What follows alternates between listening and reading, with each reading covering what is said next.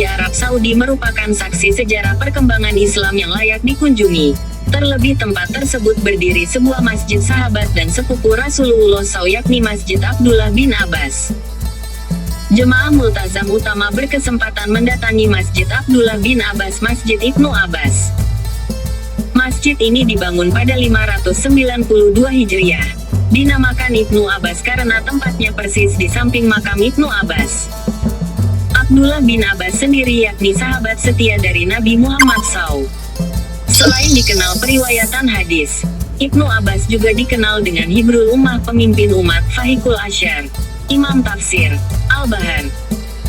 Makam dan Masjid Ibnu Abbas di kota Taif saat ini menjadi salah satu destinasi yang diwajib dikunjungi jemaah umrah dan haji dari berbagai negara. Menyusuri kota Taif, tak hanya dapat kita jumpai hamparan pemandangan hijau dan sejuknya hawa di sana, tetapi salah satu kota di Provinsi Makkah, Arab Saudi ini juga menyimpan banyak sejarah Islam yang mungkin sebagian orang belum tahu. Masjid Ibnu Abbas merupakan salah satu peninggalan dari sejarah Islam di kota Taif. Masjid besar ini dibangun pada 592 H. Dinamakan Ibnu Abbas karena tempatnya di samping makam Ibnu Abbas. Makam Ibnu Abbas kini terletak di samping tempat salat wanita. Ada juga seorang tokoh besar yang bernama Imam Muhammad bin Al-Hanafiyah bin Ali Ibnu Abi Thalib yang juga dimakamkan di situ.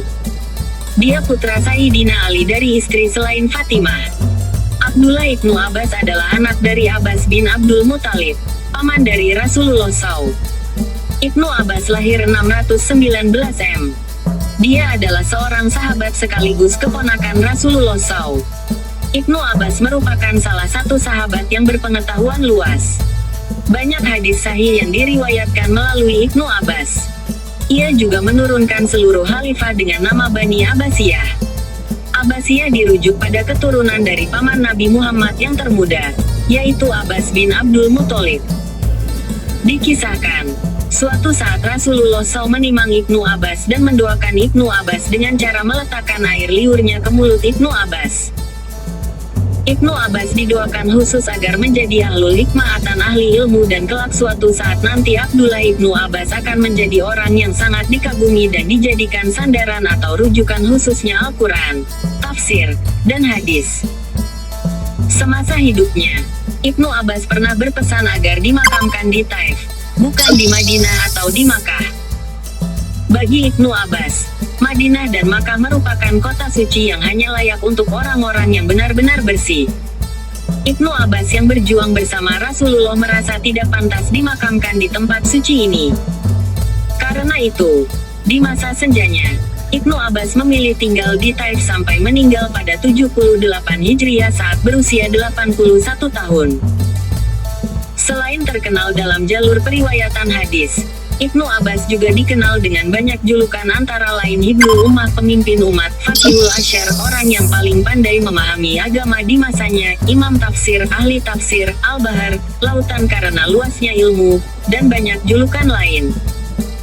Makam dan Masjid Ibnu Abbas di Taif sekarang menjadi salah satu destinasi yang sering dikunjungi jemaah umrah dan haji dari berbagai negara. Suhu udara di sini termasuk sejuk karena ada di dataran tinggi. Hal tersebut menambah kenyamanan jamaah setelah meninggalkan kota Makkah yang cukup panas.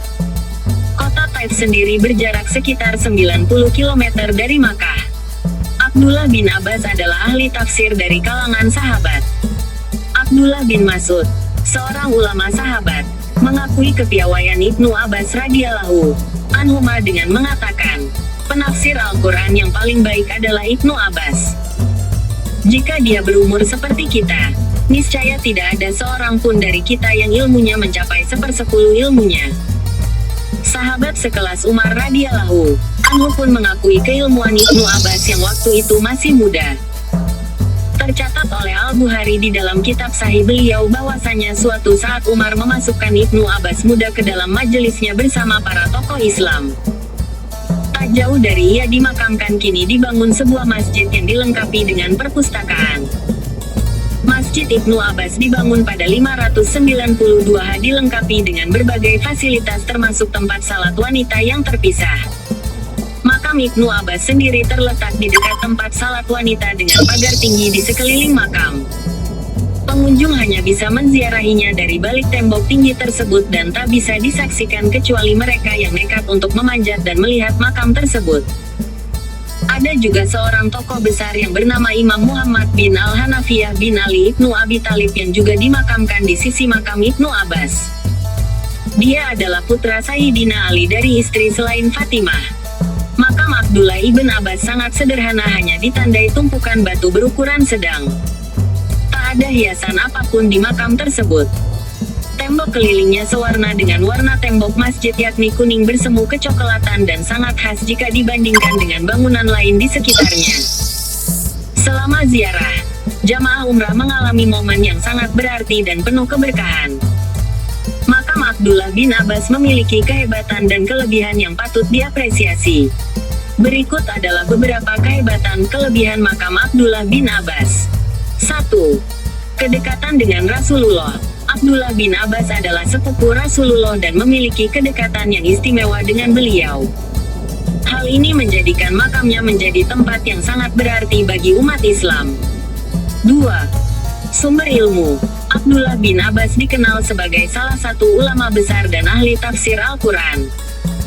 Makamnya menjadi tempat yang dihormati dan dijadikan sumber ilmu bagi untuk mengajarkan ilmu agama. 3. Tempat bersejarah. Makam Abdullah bin Abbas merupakan salah satu tempat bersejarah yang memiliki nilai sejarah yang tinggi. Mengunjungi makam ini memberikan kesempatan untuk merasakan atmosfer sejarah Islam yang kaya. 4. Keberkahan dan doa dikabulkan. Banyak orang yang datang ke makam Abdullah bin Abbas untuk memohon berkah dan doa yang dikabulkan. Makam ini diyakini memiliki keberkahan khusus dan menjadi tempat yang istimewa untuk berdoa. Ini ibunya orang Jawa, bapaknya orang Bangladesh, kelahiran di Taif. Yo, mantap. Nah, tuh kan. Masya Allah. Wajahnya itu jadi campuran ke Indo sama Bangla gitu sih. Mengono mengini. Lagi kita satu sih. Bagi-bagi kita satu kampung roboh. Siki loro telu bapak lima. Pernah kindo ke rumahnya ibunya? Iya. Kebumen. Oh, Kebumen. Oh, iya. Kita ini dari Madura semua ini. Masya Allah. Madura, iya. Nggak bisa bahasa Madura? Ora. Oh, kalau Jawa bisa ya. Ibu masih di sini? Bisa tapi tahu. Oh, ibu masih di sini? Masih di sini. Oh, sudah netap sini ya? Iya. Masya Allah. Masya Allah. Iya. Tahu saya ibu kocangnya. Semua ini 100.000. Semua. Sudah. Lagi.